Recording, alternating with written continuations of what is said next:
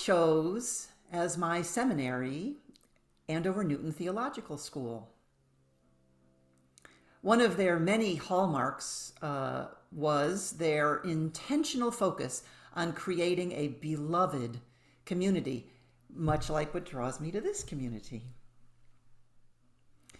During my orientation, new seminary students were shown a movie intended to teach us about how Satan and evil works with our natural human tendencies to eat away at beloved community. And the tendency that the movie focused on is our predilection to murmur. Murmuring happens best in community.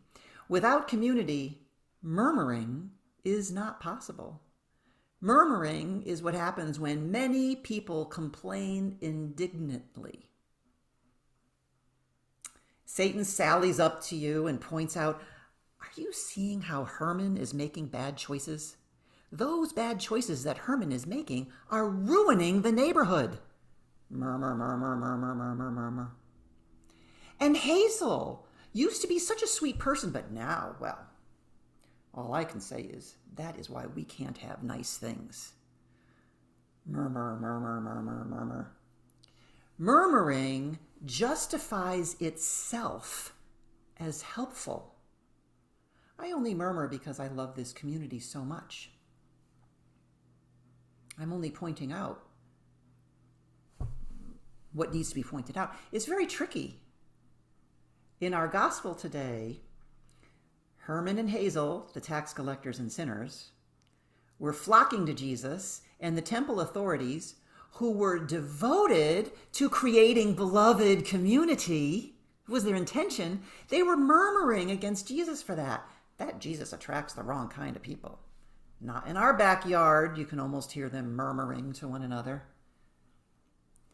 They are, like every single one of us humans, they are tempted to murmur against bad choice makers.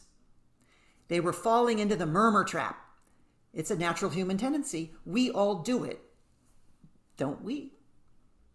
And the trap is so easy to fall into because the tax collectors and sinners really were making bad choices. They were choosing extortion on the part of the tax collectors and immorality and other bad behavior. So this particular story is not a story about outcasts who were shunned because of an unjust caste system. Although, of course, we know there are plenty of those stories in the Bible. And this is also not a story meant to silence justifiable protest. That's not what this is about. This is a story about how people in power should treat community members who break the rules and norms that were originally established for the sake of justice and peace. How do you treat those people? And Jesus tells 3 parables to help us figure it out. We're going to look at 2 of them. In the first, a sheep owner loses a sheep. A sheep owner. Jesus' audience is a group of temple authorities, so it's unlikely that this story is about a shepherd, because shepherds were hired hands and kind of despised, to be honest. This is about a flock owner, a person in leadership losing a member of the flock. It's notable that Jesus chooses the metaphor of sheep. Sheep are valuable and worthy of saving. They produce meat and milk and wool. They're valuable. Sheep also, it's interesting, they don't make bad choices because they're, sheep. The implication is that the flock owner has done something that caused the sheep to wander off, and so the flock owner must take responsibility and do the right thing and go find that sheep. I propose the possibility that the flock owner in this story is actually not God, as has been said by some commentators, but rather the leaders in power who are called to examine the systemic breakdowns that contribute to bad choice making.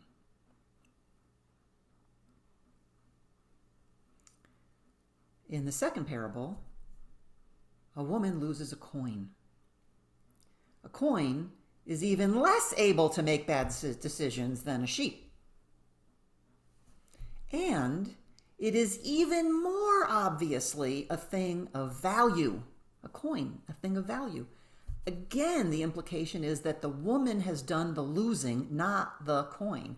The implication is that the woman takes responsibility for losing the coin, and she does the right thing to go find that coin of great value. And so I propose that the woman in this story is not God, as has been suggested by some commentators, although that would be so cool, but rather the leaders in power, which is actually also pretty cool. The leaders in power who are called to examine the societal systems that lose community members who are of great value.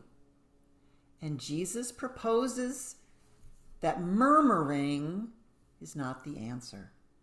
Rather, valuing, seeking, and finding is. And how do we value?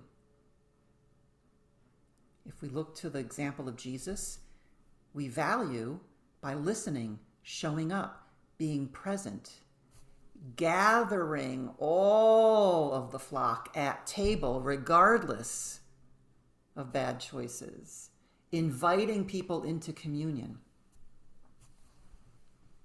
And so I ask myself and all of us, how do you murmur when God might be calling you to value, seek, and find? That's for each of us to ponder on our own. I thought of a few and only one that I'm willing to admit to for myself.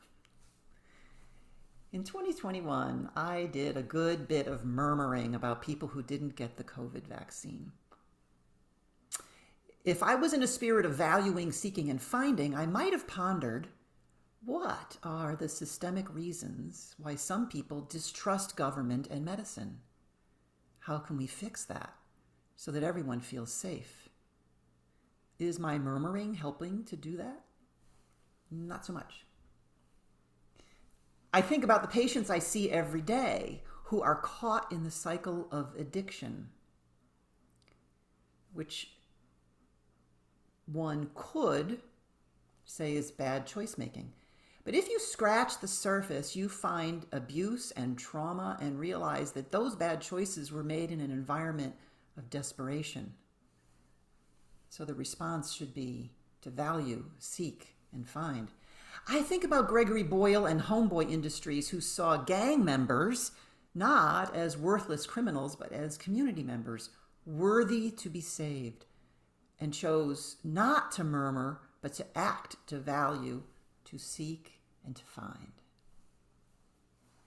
And so I pray, oh God, when you find me murmuring with Satan, come, seek and find me.